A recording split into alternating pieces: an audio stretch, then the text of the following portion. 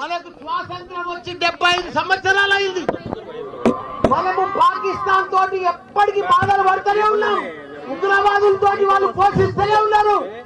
మనం ప్రధానమంత్రికి ఒకటే మేము మనవి చేస్తున్నాం అందరికీ, మోడీజీ पाकिस्तान उग्रवाद को खत्म करो, कुचल कुचल के रख दो। एक जिंदगी में फिर अपना भारत का तरफ नहीं देख रहा वो लोग। उग्रवादों को पूरा पाकिस्तान ప్రపంచంలో చిత్రపటంలోనే పాకిస్తాన్ కనిపిస్తుంది. నెక్స్ట్ మనం 75 సంవత్సరాల నుండి బాధపెడుతున్నారు. మనం ఇక భరించలేము, మనం ఇక ఓపిక లేదు మనకు. మన సైనికులు మన ఎంతో మంది ప్రాణాలు కోల్పోయారు.